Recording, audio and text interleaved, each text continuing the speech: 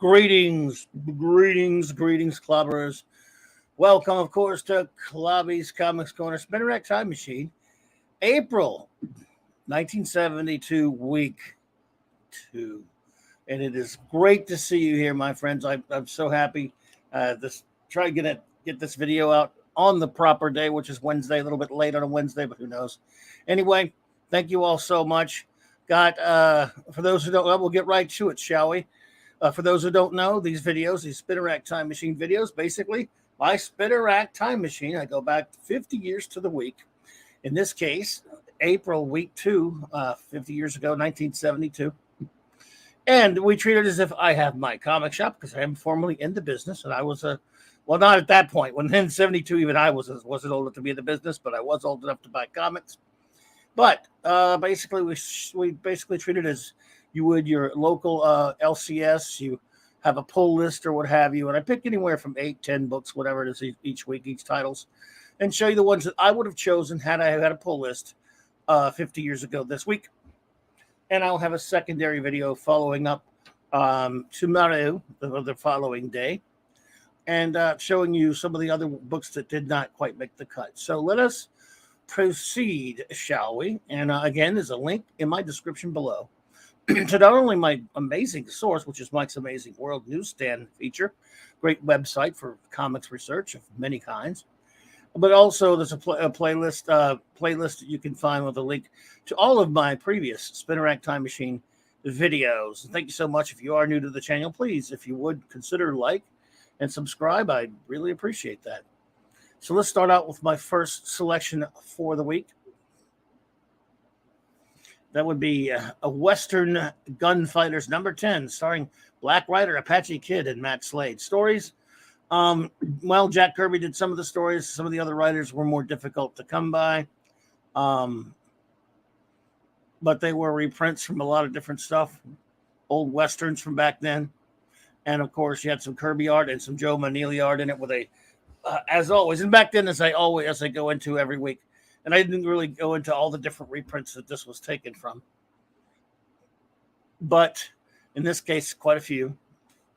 And it has a great John Severin cover. He was just knocking it out with the Western covers and the war covers and all those other ones he was doing for both Marvel and even sometimes DC. So John Severin, great artist. And if you like Western comics, well, again, Marvel was really trying to stage a comeback for the Western comics, as was DC at the time. Next up, Brave and the Bold, number 102.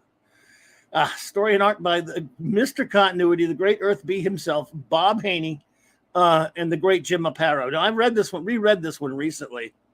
If you can pick up this story somewhere, it's a hoot. It is absolutely bonkers, like all of Bob Haney's stories back then. I've always been I've always been a fan of the Teen Titans, old and new.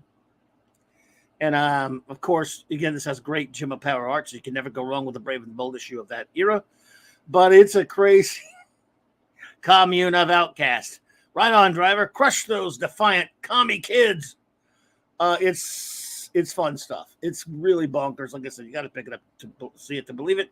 Story art 2 is a reprint from Doom Patrol number 100 by, the creators of the Doom Patrol themselves, Arnold Drake and Bruno Premiani.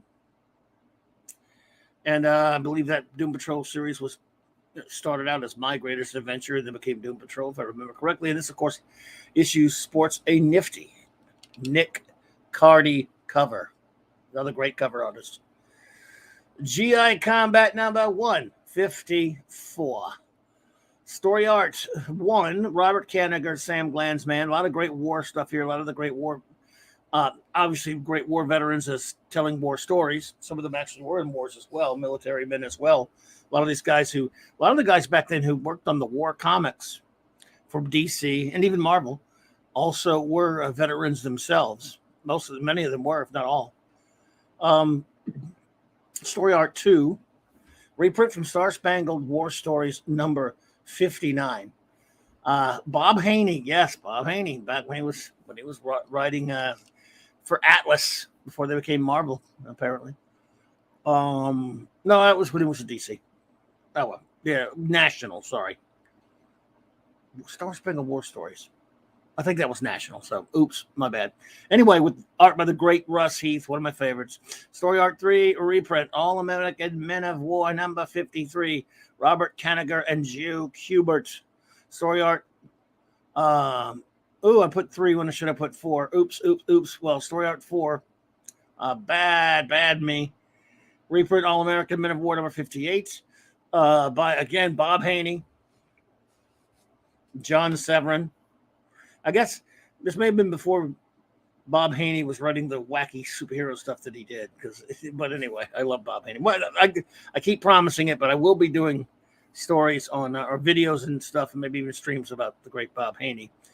And yes, again, great art by John Severin on that one. Cover, of course, great war comic artist, great artist, one of the all-time greatest artists, period, Joe Kubert. Amazing Spider-Man number 110.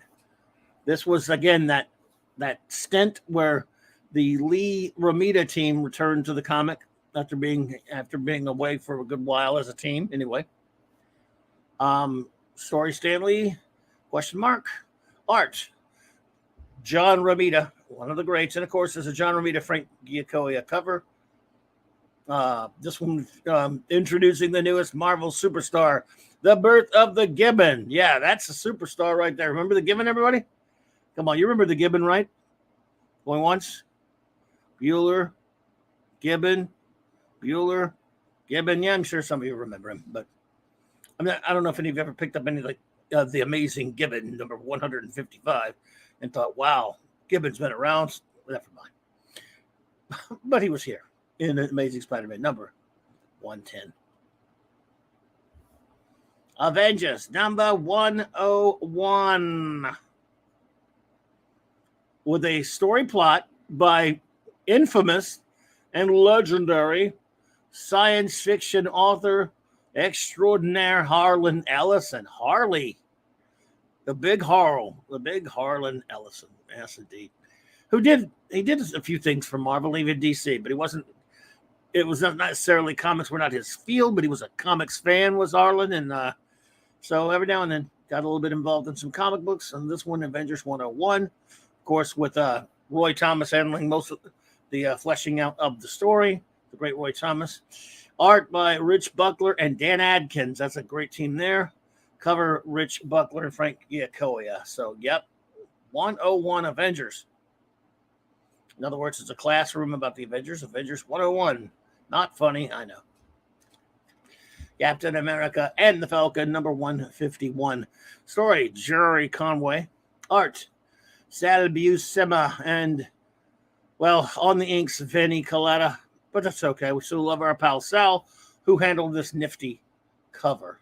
And again, we have just kind of something that was happening last month in some of the comics.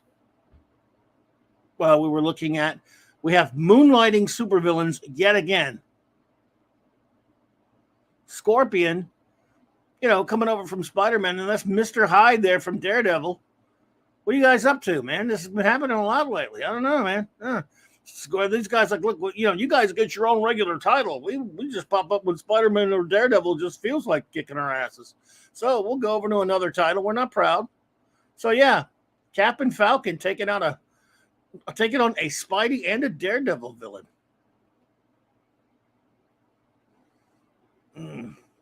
So what can you do? Interesting right here. You have From Beyond the Unknown number 17. Just another one of those big 52-page reprint excuse books that DC was hell-bent on making stick at this time in 72. Nothing but reprints here.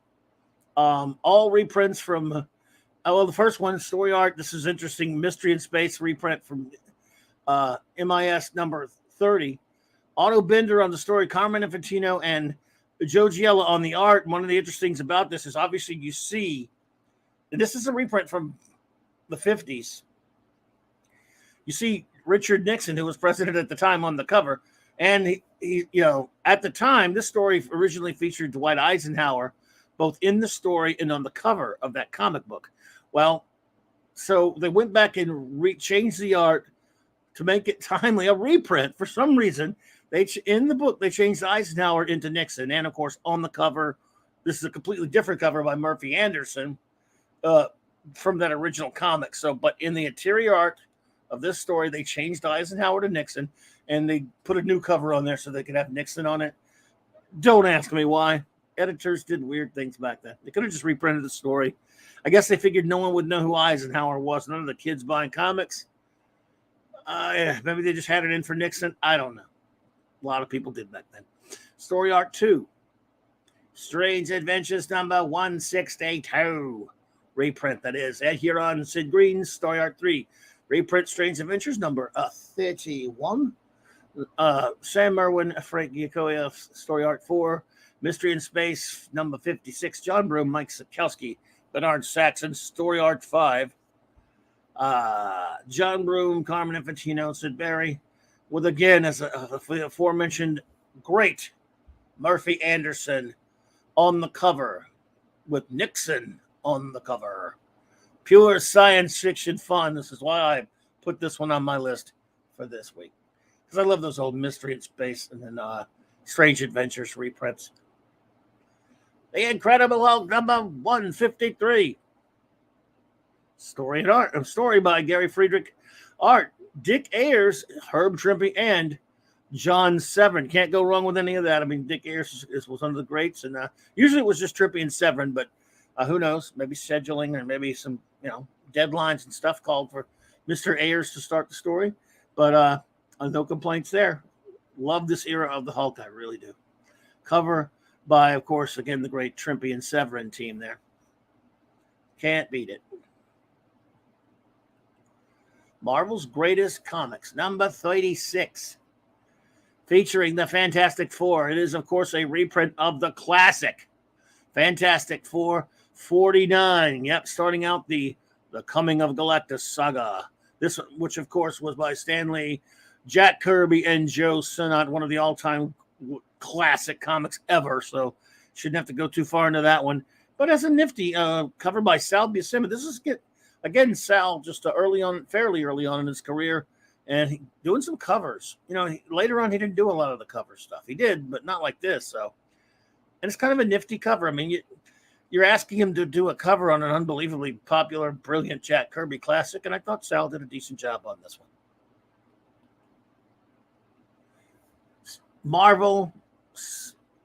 Special Marvel Edition. It's always a tongue. No, I always thought this was a weird title for a book, which in this case is a reprint anyway. But Special Marvel Edition number 5, 10 issues out from the debut of Shang-Chi, Master of Kung Fu, starring Sergeant Fury. It's a reprint from the earlier series of Sergeant Fury number 3, story Stan Lee, ? Art, Jack Kirby and Dick Ayers with a nice John Severin cover. And that will wrap it up for my selections for April 1972, week 2 at my Spinneret Time Machine shop. Let me know in the comments below what you thought of my selections, if anything. And if you bought any of those when they came out or whatever, just anything you have to say. And please, if you would, please give a thumbs up to this video and give a thumbs down. If you didn't, be honest, if you didn't like it, the thumbs down's cool. I live with it either way, but please like and subscribe if you're so inclined to do so. And check out my channel, all my videos. I have tons of streams. There's some videos here. And Monday nights, we talk comics. Wednesday nights, anything goes. Thursday nights, the Triumvirate, my wonderful first officer and chief engineer, hang out with me and talk just all things geek, and then and nerd even. And Saturday night, Star Trek. Of course, if you're a Star Trek fan, reviewing all of real Star Trek. So I want to thank you all again. And before we get out of here, just a big shout out to all of my fantastic clobberers.